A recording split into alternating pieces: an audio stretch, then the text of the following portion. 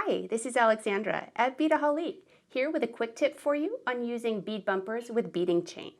So here I've got a couple different sizes of bead bumper, these little tiny silicone spacer beads. And these tiny little spacers are great for securing your beads along any type of cord that will fit through them. So I want to demonstrate to you how to use this sleek beading chain to secure beads like I've done in this project here.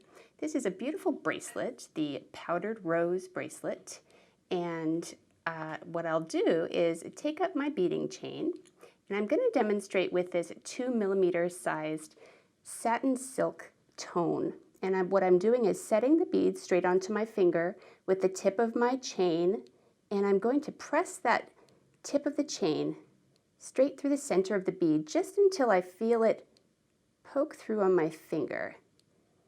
And I feel that, and so what I'm going to do is now take some chain nose pliers, get a grip on the end, and pull that little bead down the length of the chain.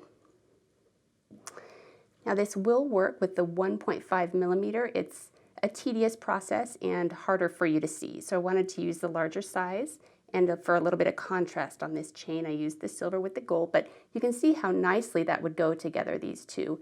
The gold tone on the gold, just as I used the silver on the silver. So here I'm setting my bead up there and taking on another bead bumper just by pressing into the center of that bead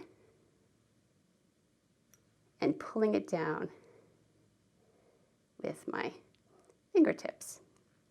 And so that secures the bead nicely. It will move along the length of the chain with some help, but once you get that situated where you want it, it holds the bead nice and secure in a great spacing. So I wanted to show you that. I hope you enjoyed this video. All these tools and supplies are available at beadaholique.com, and please visit our YouTube channel for all the latest updates. Thanks for watching.